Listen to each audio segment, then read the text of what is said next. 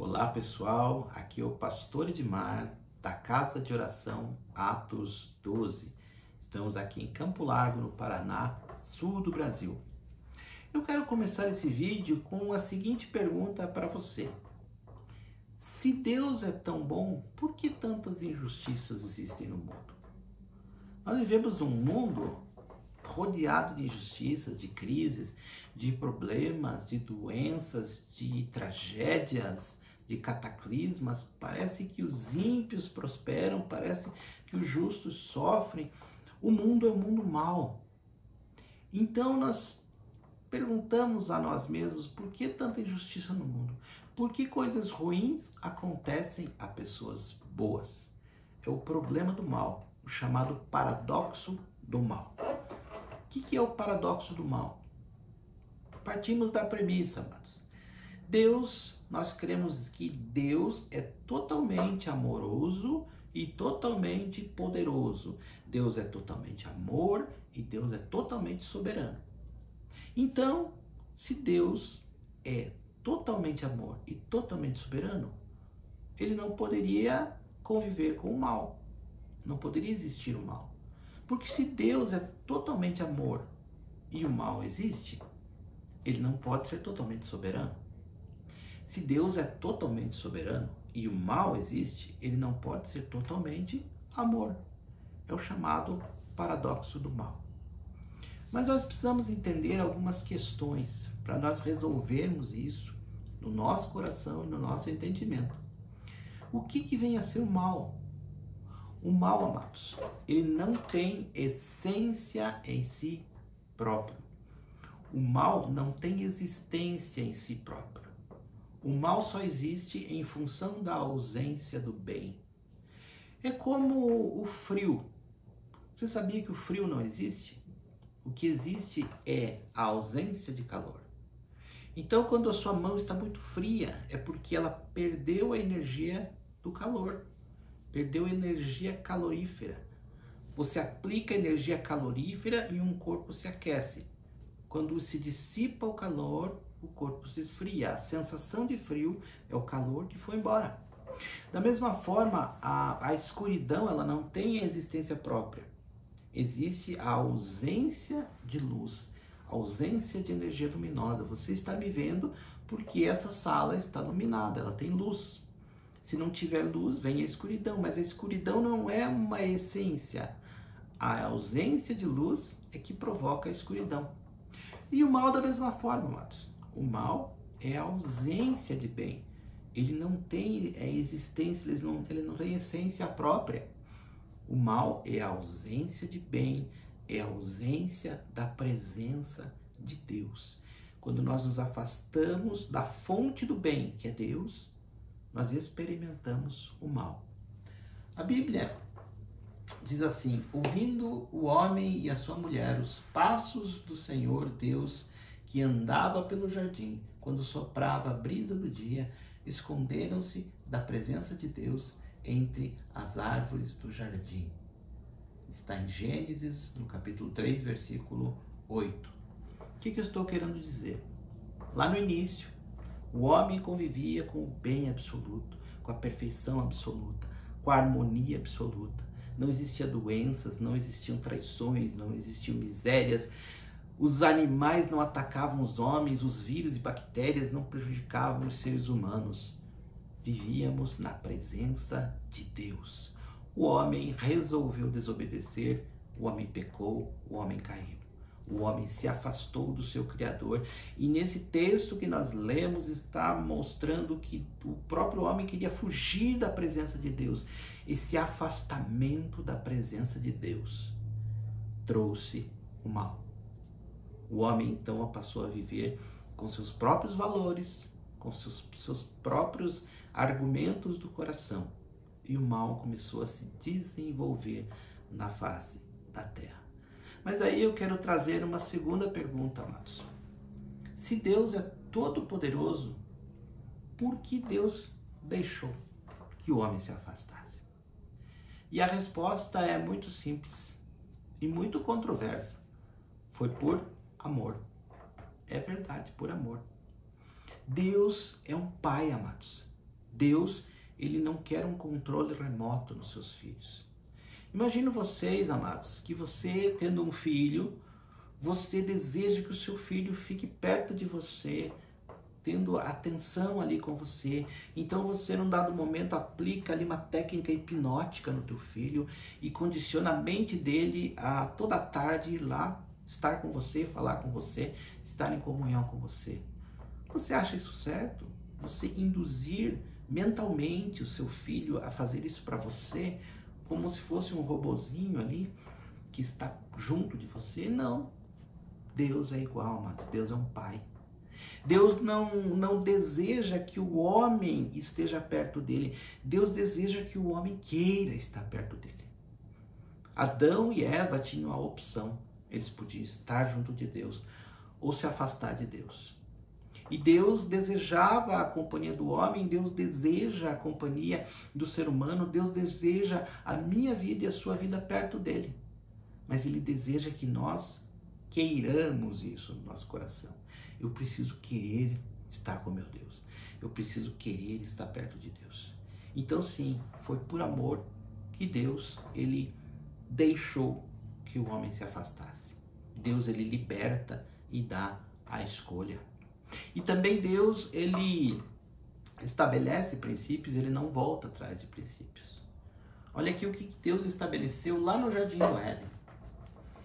Em Gênesis, no capítulo 1, versículo 28, Deus falou assim, a Bíblia fala assim: Deus os abençoou e disse: sejam férteis, multipliquem-se, encham e subjuguem a terra, dominem os peixes do mar, sobre as aves do céu, sobre os animais que se movem pela terra. Deus concedeu o domínio para o ser humano da terra. O ser humano tinha domínio sobre toda a natureza, sobre os animais, sobre toda a criação. E quando o homem peca, o homem se afasta de Deus, Deus não torna atrás desse princípio. A terra ele confiou para os homens. Então toda a natureza é caída, toda a natureza é falha, porque Deus falou: maldita é a terra por tua causa. Por causa da imperfeição e do pecado, do afastamento do ser humano, do seu Deus, toda a natureza ficou caída. As placas tectônicas, elas causam terremotos, vulcões, tsunamis, a natureza ficou agressiva, os animais selvagens atacam o homem, vírus patogênicos causam doenças no ser humano, e o ser humano multiplica a maldade no seu coração e as injustiças começam a acontecer.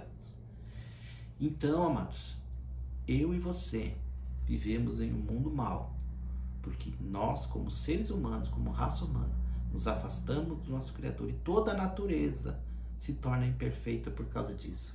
A Bíblia fala em Gênesis, no capítulo 3, versículo 17, visto que você deu ouvidos à sua mulher e comeu do fruto da árvore da qual lhe ordenara que não comesse, maldita é a terra por sua causa. O homem causou a queda. E é preciso que o próprio homem cause a redenção. E não tinha ninguém, nunca nasceu no planeta Terra alguém que fosse capaz de restituir aquele reino perfeito, exceto uma pessoa. Um homem nasceu na face da terra que foi capaz de cancelar o pecado, cancelar a maldição e trazer a remissão da humanidade. Jesus de Nazaré, um homem que nasceu do ventre de uma mulher, mas que Deus se fez homem, Deus se torna homem, o Filho de Deus, Jesus Cristo. Ele venceu o pecado, ele viveu sem pecado, ele foi fiel a Deus. E ele pôde então trazer de volta todo o legado do reino perfeito, para que tudo fosse restituído como era lá no Jardim do Éden. A perfeição da natureza, a perfeição da raça humana, a perfeição de todas as coisas. Mas aí eu faço então a terceira pergunta.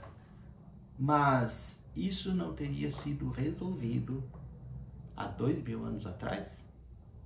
Então, se Jesus trouxe a perfeição de volta, Jesus já morreu, ressuscitou, faz mais de 2000 anos. Tudo não teria que estar perfeito, então? Sim.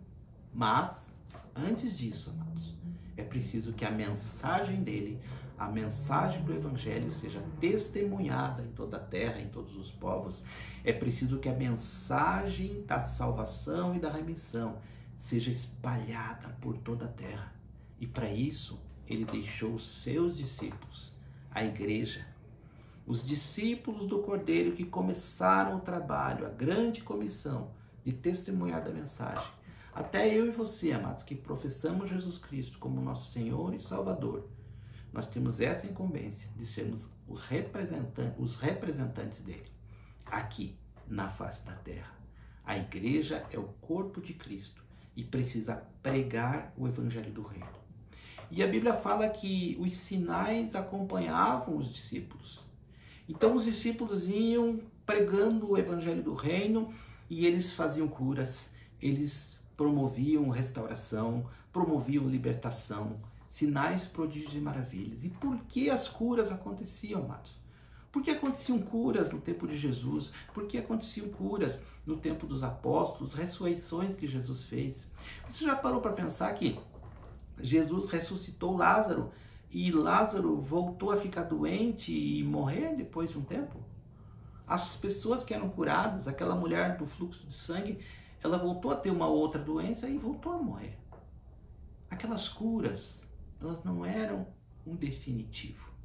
As curas que acontecem até hoje, uma pessoa pode orar pela doença de outra pessoa e ela ser curada, mas aquela pessoa não vai ficar eternamente curada, ela vai morrer um dia.